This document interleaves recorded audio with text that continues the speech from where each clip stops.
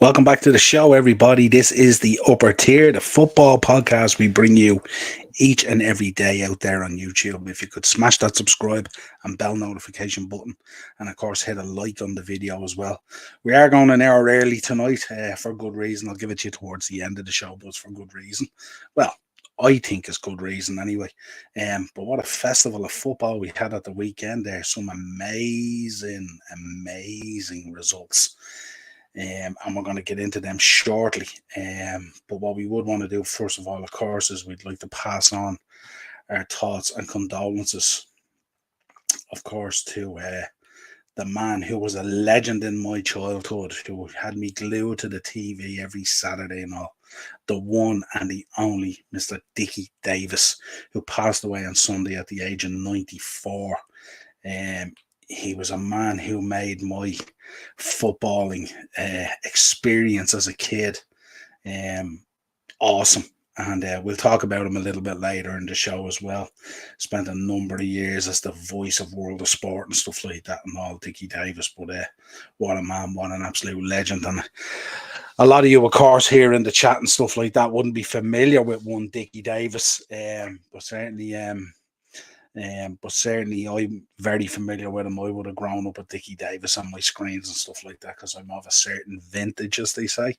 But he was outstanding, and how could we forget that kind of video printer thing as well? That used to, it was basically like, it sounded even like a typewriter, if you can imagine what a typewriter. Most of you probably mightn't even know what a typewriter is. Let's be honest there, But this is what it was like. It was like a typewriter, but all the same, when we talk about like checking teletext all the time and World of Sport and those Saturday afternoons with Dickie Davies there bringing us the latest updates from the different games, and not like the way we have it now where you can watch nearly any game you want. You have it at hand, all the up to index stats and all that. None of this stuff existed back then. There was no internet, no Twitter, none of this stuff was there, no social media. And basically your football and information that you got was basically out of the newspapers, match of the day, and what Dickie Davies gave us on a Saturday and stuff like that. So that's it. So thoughts and condolences with Dickie Davies' family and friends and stuff like that, and the wider footballing community of a certain vintage who would recognise who Dickie Davies is. But a huge part of my childhood growing up. So rest in peace, Dickie Davies.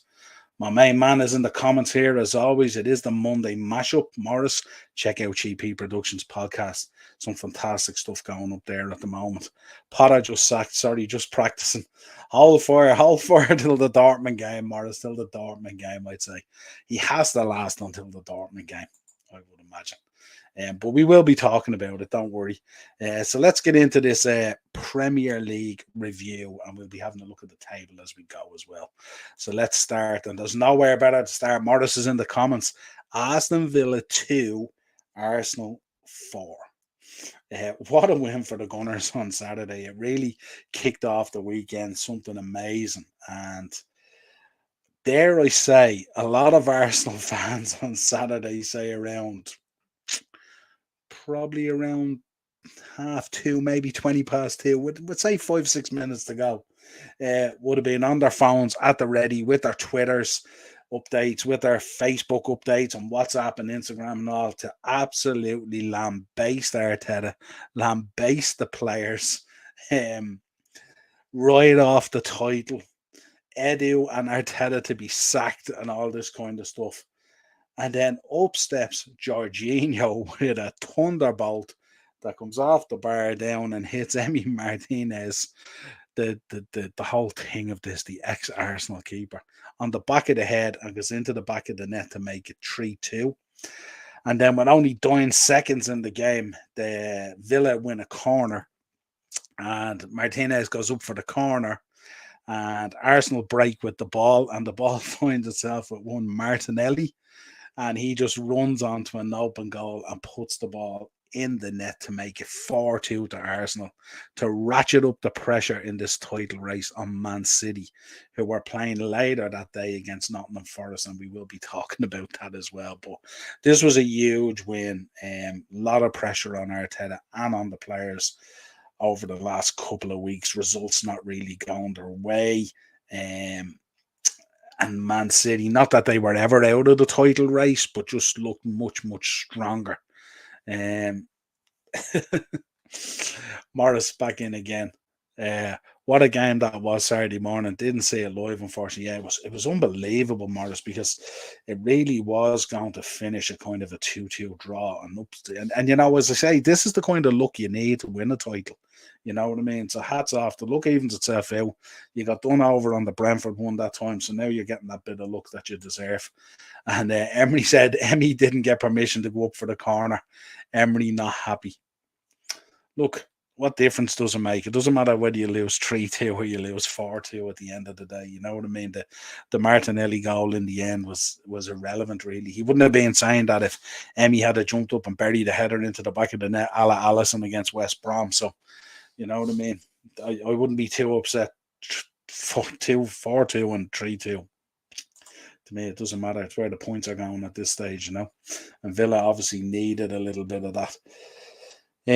So yeah, a huge game for Arsenal. A statement win will boost their confidence greatly. And they kind of can go into this week now. He said he was embarrassed by it. Look, what are you going to do? Like, your keeper goes up. He's trying to get a goal for you. It's a 3-2. It's a tight game. He's trying to make up for the fact that he made a mistake as well. You know what I mean? I think Emery's been very harsh on him, that he was embarrassed by it. 3-2, 4-2. Embarrassed by what? It's just being nitpicky, really. Emery just being a bit nitpicky, you know what I mean? Listen, I'd be congratulating the keeper who led in the goal the way he did off the back of his head earlier to make it 3-2.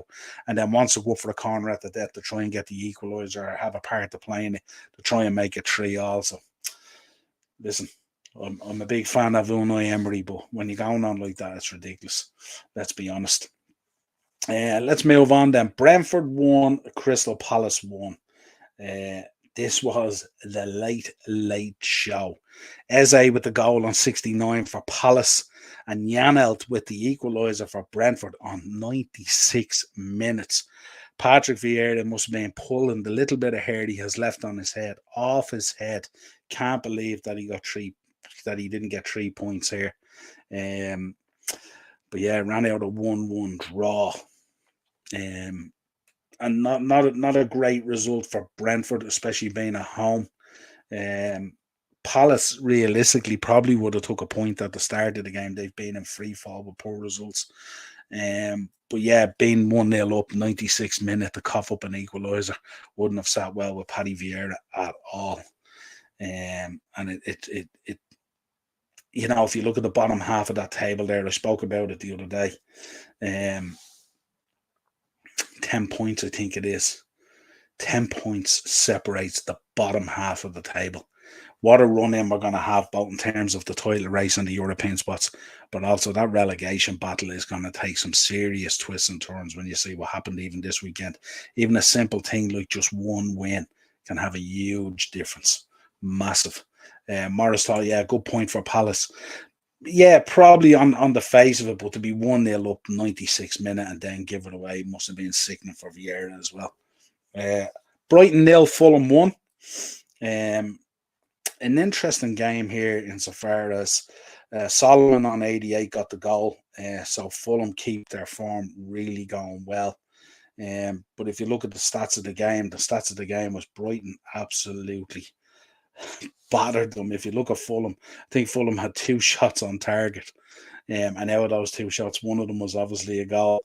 I think Brighton on their day had 7 shots on target and they had 21 shots in total. So just Brighton recently just getting a little bit stuttery and a little bit nervous and stuff like that. Big win for Fulham, keeps them going well. Up to the dizzy heights of 6 now. And what a job Marco Silva is doing there at the moment. Absolutely phenomenal job. Next up, we're going to be talking about Chelsea 0, Southampton 1. I know this is one that Morris will be dying to talk about. This was such a weird one. Of course, you know, the man who's not good enough to play for England, but he's good enough to score a cracker against Chelsea and lift his team somewhat back into the relegation battle and not get too detached from it. I think if they had a loss at the weekend, they would have been quite detached from it. Morris, you did absolutely. Morris is in with the popcorn here, and he called it. He called it there. Called it clean sheet for Bazunu last week. Absolutely, called it. Was it in jest or did you mean it? But look, on the face of it, you're taking it. So hats off. But yeah, what a game this was, and it was like, I was talking to Ian off the Chelsea Roar, obviously during the game and stuff like that, and he was going absolutely ballistic, as Chelsea fans are at the moment in relation to Potter. They just don't feel that he's the fit for Chelsea. He's come in off the back of like a really good situation there at Brighton, which has continued on with Brighton somewhat under the Serbi. But they really are struggling to find a kind of a team. You have a lot of really, really good players there, but trying to bring them all together to function as a unit from the front to the back, or from the back to the front, I should say, is becoming a real problem. They seem kind of disjointed. Now, Chelsea had their chances, and at times Southampton rode their luck, but Southampton had a number of chances as well. And if you look at the stats of the game, Southampton had 8 shots, Chelsea had 17, possession 60-40 and stuff like that. But it's an interesting one. It's an interesting dynamic there for Potter at the moment, because what did I see today? 1 win and 10. We did put up a short on it, letting Chelsea fans know what do they think, Potter in, Potter out, and stuff like that. The consensus seems to be out. The consensus, who do you bring in? You're after backing them in the market. You're after bringing in all these players. So what do you kind of do now? There's a bit of a dilemma there, The board have come out and said that they're supporting Potter at the moment. I think if they were to go out of the Champions League to Dortmund, because I think their season in the league and everything else has run its course, if they go out to Dortmund in the Champions League, I would fear for Graham Potter's position. Because at that stage, then there's nothing really to cheer about. They're probably way off getting top 4. And you look at the difference even there. If you look between Liverpool and Chelsea there's now 4 points is the gap. It's amazing how that has changed just over 2 games. Just 2 good results, and all of a sudden you become a little bit detached, They've had 1 win, I think, in 10, or I think it's 2 wins in 16 and stuff like that. Very, very blunt, not scoring goals. A lot of players seem frustrated, I would say. It is a difficult situation, and this is not to protect Potter, but this is the actual reality. They've brought in a lot of new players that are only in the door over the last couple of weeks. I mean, we're only into the 3rd week in February. Plus, they've had a lot of injuries. There's a lot of players. Chilwell's only come back. Reece James struggling to come back. Then losing Aspie like that, what a boot to the head that man took. That was that was Shawn Michaels, circa 90s. Sweet chin music. That was as good as a Pele kick as you'll see from Finn Balor or AJ Styles. Absolutely took Aspie out. A lot of people going in on Mason Mount at the moment, stalling on his contract. Big banner out there before the game, the Chelsea boy and all this kind of thing. Mount, and he's stalling on a contract. He's been linked with a number of teams. He's getting hooked. He wasn't very good there the other day. So lots of problems at Chelsea at the moment, and losing to the bottom club doesn't help at all. And the problem for Potter as well is, like, Potter's kind of like, he's a kind of straight up guy, isn't he? He's like, what you see is what you get. And he's very blunt in his analysis as well. But because he's so blunt in his analysis as well, it's quite damning. And I don't know, maybe his management style people are concerned about. They were talking the other day before the game and all about how he kind of doesn't get angry, and he's not sort of like emotional on the sideline and stuff like that and all. But that's just probably just not his demeanor, but can be very frustrating when things aren't going right. And what a fabulous goal from James Ward-Prowse. How that man is not constantly in the England setup, I'll never know. Gareth Southgate, get yourself together. Morris back in the comments. My mouse starts working. He says the Chelsea roar is Potter out. Absolutely, we've seen it on Twitter, and Ian has said it. And Ian's saying it now, but he's felt it for a while, folks, as well. Like, you know what I mean. This is not new. Leeds not managing not hiring a manager still. Yeah, there was talk. I mean, we did a show there the other night that Harry Redknapp had been contacted about the job, and he turned him down and said no, that it clashes with the Cheltenham Horse Festival. So that tells you everything about Harry Redknapp and about Leeds. Scandalous, yeah, absolutely, 100%. Everton won, Leeds nil. Big win for Everton and for Deutsch, massive. Um, Seamus Coleman coming up with the goal of all places for the goal to come from Seamus Coleman. I don't know. Are you still convinced? Are you still convinced goal or cross? Let me know in the chat. Was it a goal or was it a cross? Look, he's our Irish boy, so we're going to give him the benefit of the doubt and say it was a goal. And he was interviewed after the game as well, talking about it being a goal and stuff like that. In truth, I'm not going to deny the man. He knows best. He said he looked up, he seen the gap. He expected Meslier to be out off his line, stuff like that. So there would be a gap there. But the cheekiness of taking that on as well from Seamus Coleman was electric. And this was a big relegation 6-pointer, because if you look, Everton now have moved up to 16th on 21 points. Leeds in the bottom half on 19. So this was a massive result for Everton, and something that they might be able to kick on from as well. But as always, it breaks down into the rows and the fighting and the scrapping as well, which is, what you'll expect from teams that are under pressure as well. The game that no one predicted at the weekend, except one Joanne Smith, who was in the chat there last Thursday for Thursday Tier Talk. And if you're listening, Joanne, or you hear this on the replay or stuff like that, get in touch with us. Send us your address and also send us your shirt size. And what we'll do is we'll get a little something out to you there, a hat and a shirt combo or something like that for that prediction, because that was a huge prediction. The poll, Nottingham Forest won, Man City won. You called it that you thought they'd get something out of the game and that it would be a draw. You didn't change your mind. And of course, Bernardo Silva with the goal on 41 minutes. And then Woods on 84 minutes, the big man, after only signing, I think he's signed now permanently there with Nottingham Forest. Another signing for Cooper. Good Lord.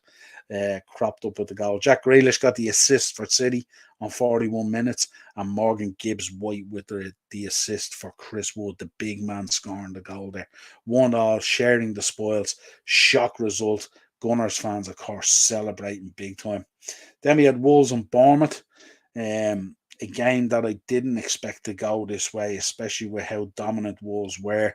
Had a number of shots and a number of opportunities, but just coughed them up and couldn't put the ball in the net, which has been the story of their season. Hasn't necessarily been about football and creating chances. It's been about putting the ball in the back of the net, which they haven't been able to do. But I won't be too disappointed with Bournemouth getting the away win. Tavernier on 49 minutes securing the win with the goal. And an old boy from Liverpool as well. Big Dom Solanke cropping up again with the assist. This man's having a fabulous season at Bournemouth. As much as Bournemouth at times are struggling, Dom Solanke is having a real good season and actually shown the value that we kind of all laughed about when we got that value for him at the time when he moved to Bournemouth. So fair play to Dom Solanke. He's a guy I always liked as a player. He's a big lad, physical and stuff like that. Bournemouth absolutely delighted as well. Lifted them out of the bottom half as well on 21 points as well. Now just above it with West Ham there on 20. And we will be talking about West Ham. And then the evening kickoff, which was an interesting one. Newcastle versus Liverpool. Crucial game for us. Remember, Newcastle had only lost one game all season. That was the game at Anfield. And it took 98 minutes. Fabio Carvalho cropped up that day on the 98th minute with that winner. And then we went on 1-2-0 here as well, did the double as well. Newcastle had a lot of chances, came out with a lot of energy in the beginning. We looked a bit slack at the start, to be honest. Allison really made some fabulous saves and was the man of the match on the day, which will tell you how good Newcastle were, even when they went down to 10 men. Nunez got the goal, Darwin on 10 minutes. Fantastic ball from Trent over the top. controlled it with his chest, not his arm, took it down and buried it. Fantastic from the boy to get that. And then on 17 minutes, ball into Salah, flick ball over for Cody Gakpo, and he put it away underneath the keeper as well. That was 2-0. Newcastle still back in the game, but then, of course, on 22 minutes, quick ball out to Salah, smashed out there by Alisson, something we've been talking about all season. It hasn't been happening, but happened this time. And Pope came flying out of his area. Was very unlucky, really. It was kind of like a goalkeeper's instinct. Salah put him under a bit of pressure, but when he went to dive to kind of, I don't know, kind of smother the ball out of his area, and then the ball hit off his head and went to go away from him, which Salah would have picked up and probably would have went on and scored. I don't think there's any doubt about that. Just outside the 18-yard box, wide open goal. I would imagine Salah would have put that away. But Pope's natural reaction as a keeper was to grab the ball and pull it into his body with his arms. Last man back, straight red card, and now misses the Carabao Cup. Really, really sad for the lad in terms of, I'm a Liverpool fan, of course, so I'm happy that he got sent off because it changed the face of the game, really, even though Newcastle, even down to 10 men at times, made it look like we were down to 10 men hanging on.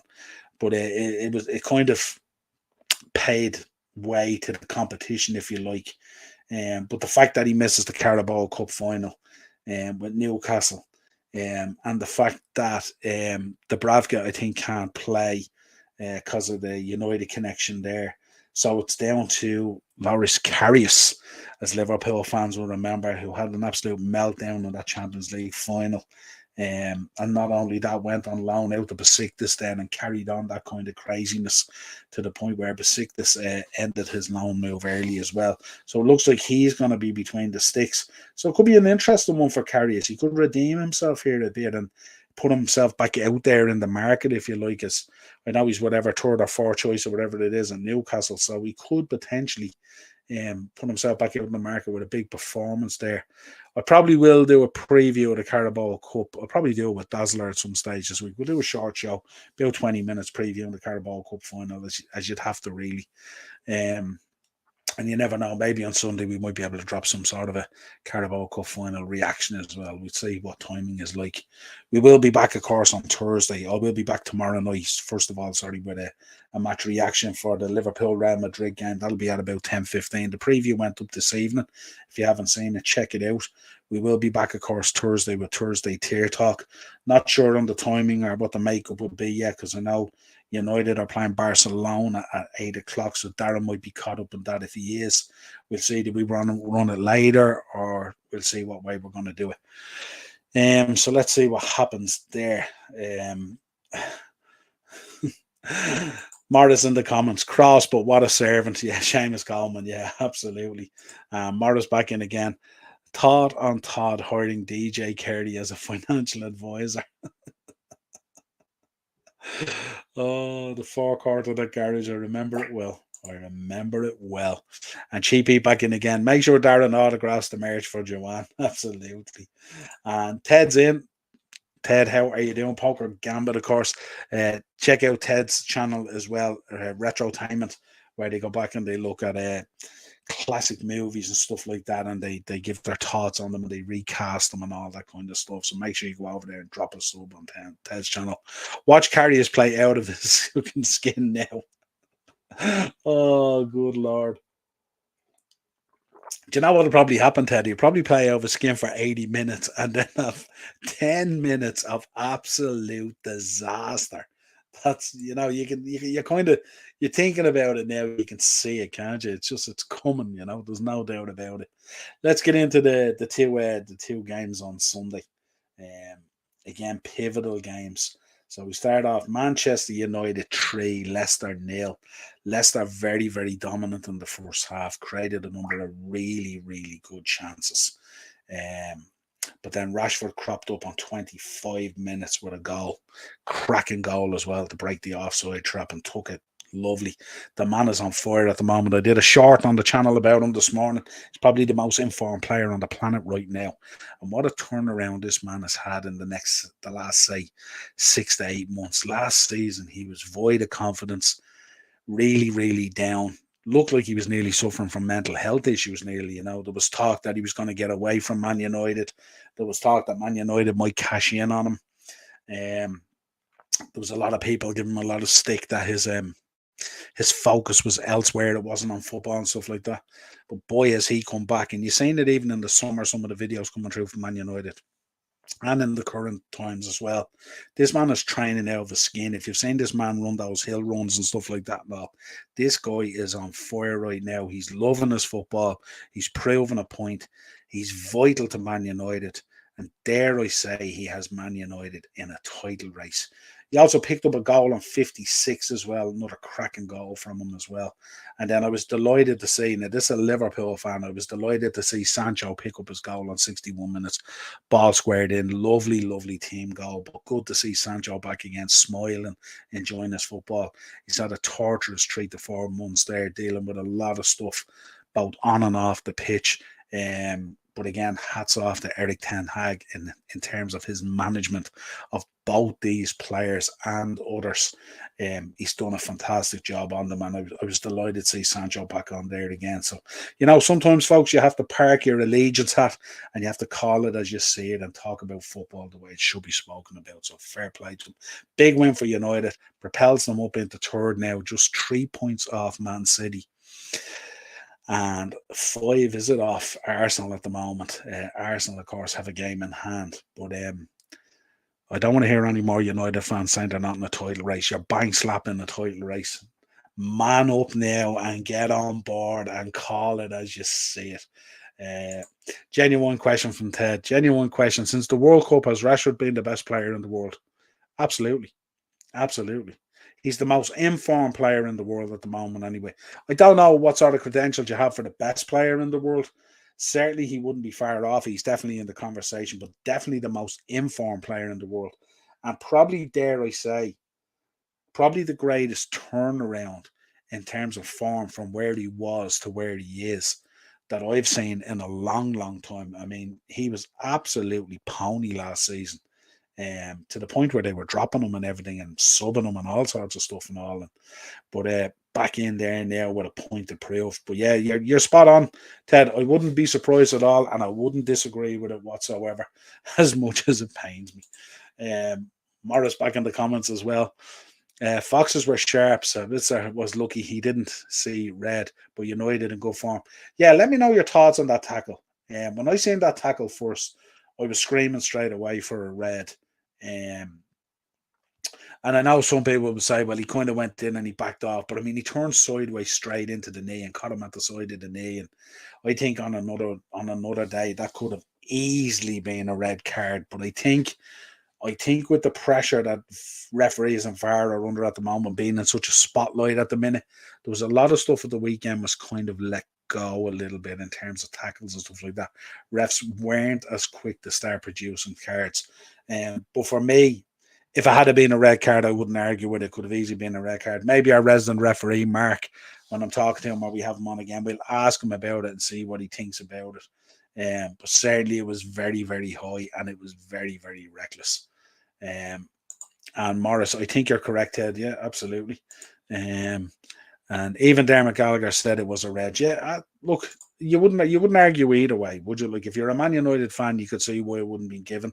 If you're a neutral in there, you could probably see why it would be given, because it was very, very high side of the knee, and he was side onto it as well, and with a bit more momentum, he could have broke the guy's leg or certainly done his knee big time, Ted in the comments, very lucky not to see red. He looks like he tried to pull out of it, but still wouldn't have been any argument if you got a red. Yeah, absolutely. That's the way it looked. And I think the kind of slight effort he made to kind of turn to come out of it probably is what saved him and stuff like that. Yeah, but very, very lucky.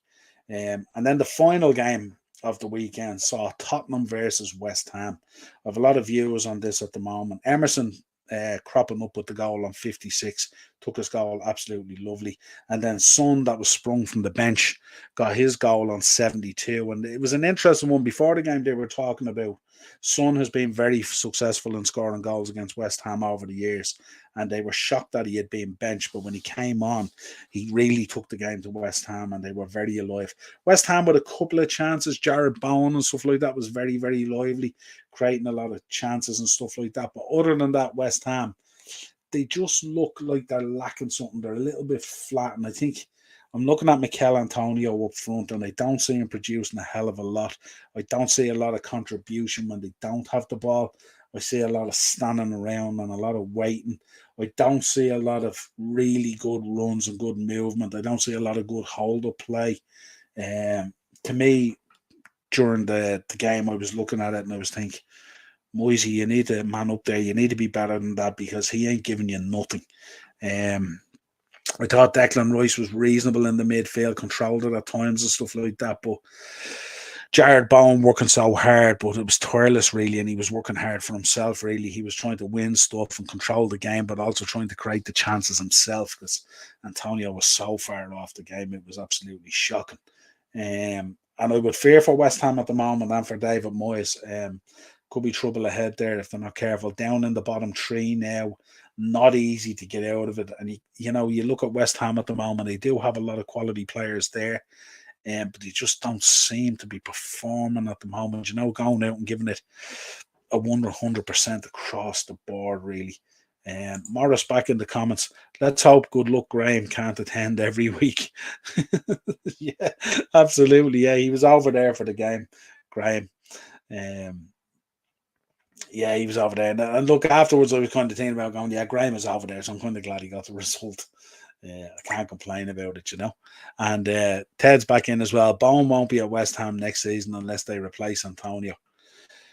Yeah, and it's just weird what's happened to Boys Skamaka and stuff like that and all. He came in and he was playing really, really well. Even at times when they weren't getting results, he was kind of creating stuff like that. But I think Mikel Antonio and West Ham need to part company at this stage. I just don't see what he offers. And as a talisman up front as well, I find he's very wide at times as well and finds it very hard to contribute. I think he's powerful when he picks up the ball, but also sloppy and messy in possession as well and doesn't do a whole lot with it. But yeah, Bowen, I think Bowen will be out of there as well. And I tell you, I wouldn't mind having Jared Bowen at Liverpool. He's been linked with us before. But a big result there for Tottenham, 2-0 and one that they needed. Dare I say, Conte wasn't at the game, so they seem to win when he isn't there and stuff like that. So what that does to the table, it means Arsenal back on top of the table, 3-point gap with a game in hand. Man City are second on 52, United on 49, and Spurs make up the top four with 42 points. Newcastle drop out of the top four for the first time in a while now on 41 points with the loss to Liverpool. Fulham are in sixth on 38. Nice little ding-dong battle there going on at the moment. I think between United, City and Arsenal, they're going to be in the title race, but they're also going to, in whatever combination, make up the top three. I think that fourth spot is where there's going to be a great battle to the end. And Liverpool with 2 wins and also having 2 games in hand on Spurs can propel themselves in there if they can do some damage in the next couple of fixtures. 2 more wins and stuff like that could shuffle them around and have very close. Newcastle probably focused on the Carabao Cup maybe, but results recently have sort of eluded them a little bit, more draws than anything else. And draws not necessarily where they should have went on and win, draws where they were kind of maybe lucky to get out of town. Essentially the Bournemouth result and stuff like that as well. So Eddie needs to have a look at that once they've gotten over the Carabao Cup final, and if they win it and the celebrations and all that kind of stuff, if it potentially happens and all, he needs to get back focused in the league pretty quickly. Brighton as well. Big loss there to Fulham and stuff like that, so putting space between them as well. And then Liverpool moving up the table 1 or 2 spots there, so not too bad. Down the bottom, of course, we've seen Everton climb out and Wolves and Bournemouth and stuff like that. So your bottom half still reads West Ham after dropping in there. Moisey with a lot of work to do, as I said. Not a lot going on up front. Solid in midfield. Decent at the back. Fabianski and goals decent as well. So they should probably have enough. But when you get down there and it gets real tough in that battle, you need to find goals from somewhere. Clean sheets and draws don't do anything for you. Leeds second from bottom with 19 points. Still managerless. that guy's still taking control of them. But that would have been a bad loss against Everton. That would have been something they would have been expecting to get something out of that. And Southampton with a huge win over Chelsea, beating them 1-0 at the Bridge, certainly gets them back into the conversation again. And I think each week as it goes along, we're going to see a lot of these places constantly swapping and stuff like that. Hard to call who's going to be relegated this season. Southampton kind of look like they might have a few goals in them, especially when you've the likes of Ward-Prowse on the pitch and stuff like that. He can do magical stuff, some dead balls and stuff like that. But let's see what happens. But that's how your table looks now, and that's your Premier League review for the weekend. Let's take some comments first. Where are we at? Morris.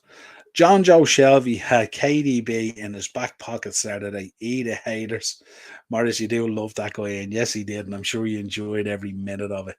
And Ted's back in as well. Newcastle with a game in hand as well, though, so expect to see them back into fourth. Yeah, but they have the Carabao Cup this weekend, Ted, so they're not going to be playing in the Prem. So we'll see. Spurs might be able to steal a march there even further, and we might be able to close the gap a little bit. And Morris back in. Leeds with the lowest number of wins in all 4 divisions in England is Graham. Yeah, absolutely. The stats do not read good at all. And do you know the worst thing about it? They have some players there, some decent players there. If they can put a bit of a run together, they'll do all right. And Ted back in again as well. This must be the tightest season, the whole table down in a long time, fighting for all the European places and to avoid relegation. Absolutely. It's so tight there at the moment. I think United, City and Arsenal, they're going to battle it out for the title, and they'll finish off with the top 3 spots, of course, in whatever order. And then underneath that, there's a 4th spot there that has to be decided, probably between, if I look at the table, who's going to decide the 4th spot? It's going to be Spurs, Newcastle, and probably us, I would imagine. So those 3. I don't know whether Marco Silva can sustain that. He has shown already this season decent stuff and all, but Brighton I don't think will sustain it. Brentford I think might fall away a little bit, and Chelsea have huge problems at the moment, so we'll wait and see what happens there. But I think it will be fought out between Spurs, Newcastle and Liverpool for that 4th spot. But certainly it's going to be absolutely electric. Now, let's get on to the latest kind of news stuff that we want to talk about tonight. And of course, there's big news there at the moment. Chelsea safe from relegation. Morris, never say never. Oh, but they're on. Are they safe? They're not safe yet, are they? Chelsea. No, they're only on 31 points, Morris. They're not safe yet. 40 is the magic number, or 41, or whatever it is. Maybe less this season. Who knows?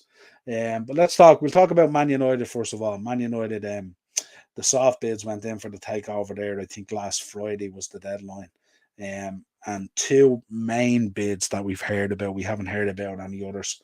The Qatari bid went in, which looks like an amazing bid in terms of what they want to do and the stuff they put out there. Very different to Jim Ratcliffe's group's bid that went in.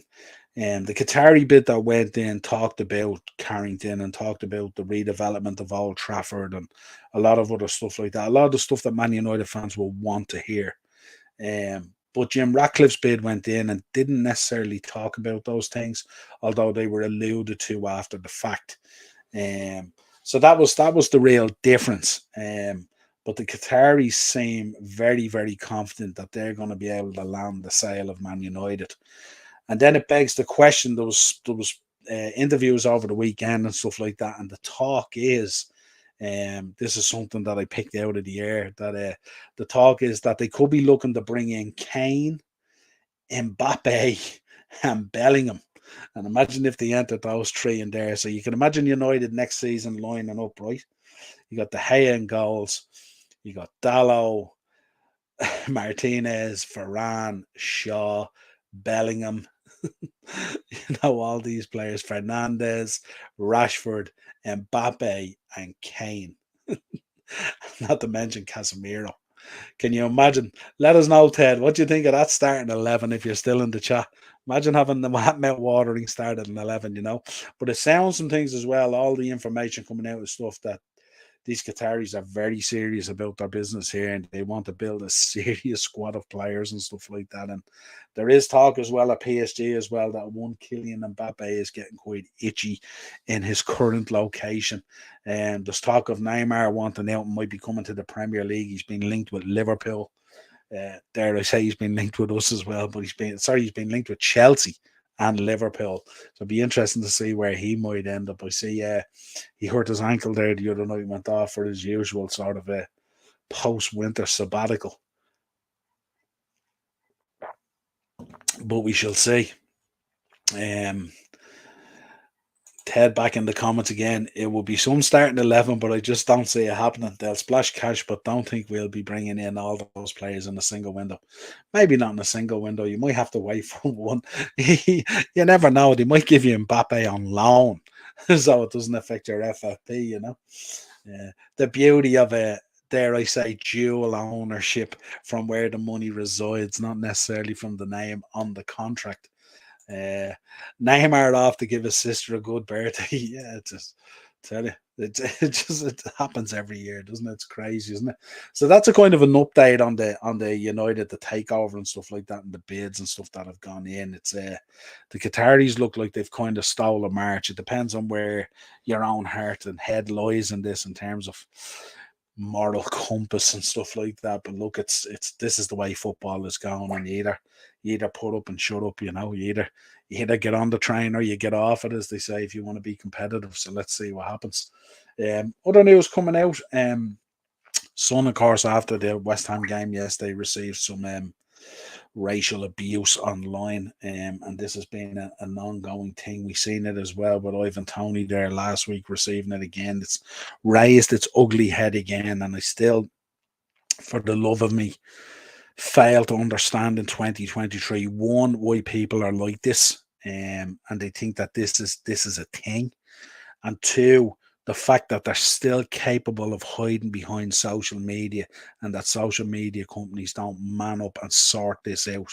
I don't think anyone should be on social media in terms of not being themselves or being a disguise or whatever it is. And I think that if you make remarks like that and you have to stand by those comments, I think social media and the companies that are involved in it should be able to give you the information that you need to take action on these things. And I just think it's shocking that we're still dealing with a 2023. Social media can't do what they need to do, and people are still of that ilk. This is how they still think. Is crazy. Absolutely crazy. So I thought I'd mention that. Christian Stellini came out there, the sort of standing coach for Spurs there, said Antonio Conte will miss the Chelsea match, but he should be back for the FA Cup the following week. I think their FA Cup ties against is Sheffield United, I think. So he's due back for that, apparently. Eric Ten Hag has sent a clear message to the players while this takeover is going on. It's a massive week ahead for Man United. Obviously, they got the second leg of the Barcelona game in the Europa League, but also the little matter of a Carabao Cup final against Newcastle on Sunday, I think it is as well. So this is a huge week in United's season, and a kind of a statement week for Eric Ten Hag to see how United have progressed at this stage. An opportunity to make it to the next round of the Europa League, but also put silverware into the cabinet as well, would be a huge lift to the club at this stage. So he sent a clear message about the takeover, saying that we need to be just focused with what's going on the pitch. The takeover will obviously take its course, and we'll see where that takes us to, pardon the pun. So again, Eric Ten Hag keeping his group of players and his squad very grounded, not to get distracted by what's going on, especially in a massive week for the club. Barcelona on Thursday and Carabao Cup final on Sunday. So great week of football ahead for you Red Devils. Sort of news that we have to bring you as well. It's on the theme of sad news as well, but the body of Christian Atsu has flown back to Ghana, I presume, where he'll be laid to rest. Very, very sad. The body found 9 days after that tragic earthquake in Turkey and Syria. And again, we would share our prayers and condolences from the upper tier to everyone who has been affected by it. So sad. But this man, Very sad, and his remains being brought back to Ghana, I presume, where he'd be laid to rest. The news that Man United fans won't want to hear, that if the takeover goes through, that one Ed Woodward is in for a tidy little windfall, a tidy little sum of money. And I know that will grind, although United fans will be so happy to get rid of the Glazers and have a new owner, and plenty of financial clout there again to be really, really competitive in the market and on the pitch. Just the thought of Ed Woodward getting any more money out of the club, I'm sure will stick on their side. But I'm sure they'll tolerate it somewhat. But it came out there, he's due a windfall of cash if the takeover goes through. There you go. Liverpool have been heavily linked with signing Adrian Rabiot from Juventus. He's going to be a free agent in the summer. And this is where it begins, Reds fans. Strap yourself in. They've spoke about this 350 million quid war chest, but let's be honest here, we're being linked with free agents already. So we kind of know how this is going to go, don't we? We know where we're going to be. We're going to be United are probably going to have their new ownership in place. They're going to have a war chest of money there to continue developing their squad. We know Newcastle is going to start making serious moves. The exit of the likes of Chris Wood and stuff like that is an indication that they're going to free up space to bring in more quality. And we'll be probably humming around. News coming out today, FSG, we're only looking for investment that apparently they were never looking at selling. So the chances are we'll be swanning around the free market, maybe with one or two investments. You could imagine maybe potentially a Jude Bellingham coming in. And a lot of this, of course, depends on making top four. If we don't make top four, Jude Bellingham might have other ideas. But if we bring in Jude Bellingham and he's 130, 140 million, whatever it is, we're going to be very active in the free market for free transfers and stuff like that. No doubt about it. Ted, Rabiot and his mother moving to Liverpool. Yeah. I'm not sold on the idea. I liked him as a player. I thought he was very impressive in the World Cup, Ted, in a number of games. That the mother seems to get involved in a lot of stuff, and I don't think Liverpool or Jurgen Klopp will have any tolerance over that. We went through with Fekir a few years ago where the brother tried to get involved, and we just said, "No, we think you have a problem with your knee there, son. See you later." Him holding the jersey in the reception area. Yeah, the door is that way. And take your brother with you who wanted a truckload of cash for a happening. Interesting. As we mentioned earlier, I mean, we spoke earlier about Graham Potter. The Chelsea board have come out in full support of him at the moment. Of course, they're not happy with the results or the way the project is going. And you would expect the team to have a little bit of settling in there. Ian has always voiced that he believes that the tactics are his biggest concern and stuff like that, and he just believes the job is just too big at Chelsea for Graham Potter, and a lot of people share it. I know a few Chelsea fans look at Rory Jennings' channel and stuff like that. He lays it on the line fairly harsh as he does, but it looks like potentially his time, 1 win in 10, I think 2 wins in 16 is not a great return on investment, as they say. And I'm sure conversations are being had at the moment. Like I said before, this kind of blunt honesty kind of doesn't help him either, because it makes it sound even a little bit worse, dare I say. I do like him as a manager. From watching the podcast, myself and Darren would have been big fans of Graham Potter, especially at Brighton. We were delighted at the time that he got the job and the offer at Chelsea, and he took it. We knew it would be a huge step up from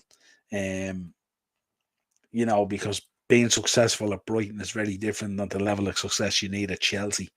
And especially with that investment coming in and stuff like that, it was absolutely massive. And my fear is, I think if Dortmund were to dump them out of the Champions League, or I think when they do exit the Champions League, I think the change will be made then, depending on who is available, because I think they'll want to put a strategy in place for the summer, and they'll need a manager in situ to get ready for that and stuff like that, by potentially writing off this season, seeing it out and just taking a real look at the squad.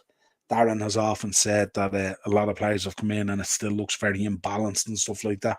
And certainly it's been borne true, because they're kind of playing like a team that's kind of not imbalanced but disjointed. And Ted's back in the comments. Forget Potter. Where is Mount being hiding? I think he's training with us up at Kirby, Ted, from what I heard. Apparently Liverpool are hot and Mason Mount, and oh God, midfield next season. I don't know. Jude Bellingham, Mason Mount, and potentially Rabiot. Hmm. Interesting how that would mesh together. We shall see. I wouldn't be Mason Mount's biggest fan. I just think there's an inconsistency to him that I think would just have Klopp tearing his hair out. I think he gives you 100% when he goes out there, but he sometimes just looks a tad bit switched off and uninterested. And that for me, I think would be big concerns for Jurgen Klopp, to be honest. So let's see what happens anyway. United have appointed a new football chief, David Harrison, as you know, has had a long spell at Everton. He will report directly to John Murtagh, and he'll be based at Carrington. And he's going to be the new football chief or football head of operations, if you like. So it'll be interesting to see what he brings to Man United. It's an interesting choice insofar as he's been at Everton for a long time, and I wonder is he jumping off that boat because of the difficulties that are there at the moment. I haven't looked into him an awful lot, so I don't know if any United fans on here have looked into him much in terms of success and stuff like that. I suppose you would say he's probably been pivotal and involved heavily in Everton maintaining their Premier League status because a number of times they've been on the edge.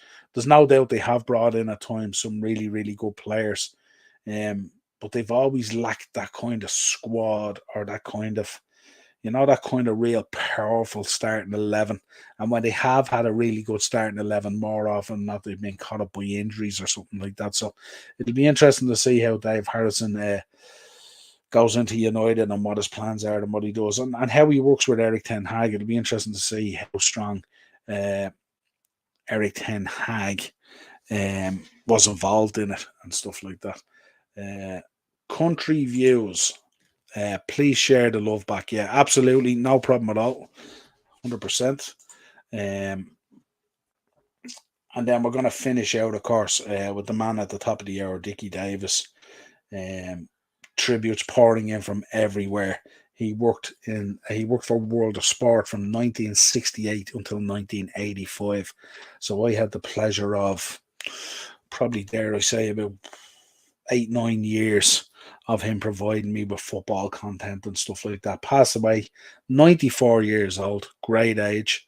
Let me just move this off here as we speak about him. An absolutely fantastic sports presenter. Most people would remember that Saturday show that he does and all. And, World of Sport was such a huge part of our lives and stuff like that, and the half times and the full times and all that kind of good stuff. And of course, we didn't have availability like we have now, so we didn't know what was going on. We used to get a lot of our scores from CFAX and Teletext and all that kind of stuff, which was basically our internet back in the day and stuff like that. And it's what got us to love the game, because it was the anticipation of what might be going on and stuff like that. I remember a number of times I used to look at Airtel or CFAX or Teletext or whatever it is, and your team would be winning, and then you go back on with 5 minutes to go and it'd be a draw, and you'd be disappointed and stuff like that. And but he had a major part in the landscape of sports in Britain, and certainly in football and stuff like that. And he'll be remembered fondly. So our thoughts on the show and our prayers go out to Dickie Davies, of course. Rest in peace, and all his family and friends and anyone who's been touched by his passing. Certainly he's on the thumbnail there and all, and deserves his place on one of our shows at least. That's it. That's everything I have for you this week, folks. It's been a short enough show. Really appreciate everyone in the comments. Of course, go and hit up Retrotainment. Go and hit up Cheap Heat Productions podcast. Share the love as always. It was quite a short show. Ted back in as well. It's a strange one. Always sad to hear when somebody from your youth watching them on the TV passing away, but 94 is a serious age, so it kind of doesn't hit as hard. RIP to all who knew him. Yeah, absolutely, Ted. And Morris back in. United season tickets gone up 5%. They'll be going up a lot more than that. Don't worry about that, Morris. 5%. I'd be shocked if it's only 5%, but let's see, Um, let's see what happens. But yeah, fantastic show, folks. As I said, hit a like on the video, subscribe to the channel, and hit the bell notification. I will be back Thursday, of course, potentially with the Dazzler. I don't know. I haven't spoken to him yet about the show with the clash with the United Barcelona game. I'm sure he's going to want to be in tune with that. But we'll see what happens. I will be back tomorrow night with a match reaction. Also, check out, I've been appearing on Anfield Road TV for any of you Reds fans out there with Jack over there. We did a good match reaction the other night after the Newcastle game. I was supposed to be on tonight for a preview, but it clashed with other commitments. But I will be doing a bit more work with Jack and stuff like that. He's a great channel over there, great lad. Proper scouse, as they say. My dad, that's the makeup for no beer sales, Morris. There'll be beer sales. Don't worry about that, head. The landscape ain't gonna change that much. Don't worry about that. So, folks, all I'll say is until next time, have a safe week. Enjoy the Champions League and the European football, of course. We will be back, as I said, on Thursday. I'll also be back with a preview for the Reds. I think it's Crystal Palace this week coming up. Another huge game for us. Every game at this stage just feels like a final with the start to the season that we had. I'll talk to you all real soon. As always, if you want to contact us, it's the uppertierpodcast@gmail.com. Or if you want to check us out on socials, we're on TikTok, Facebook, Instagram, and Twitter. I will talk to you again real soon.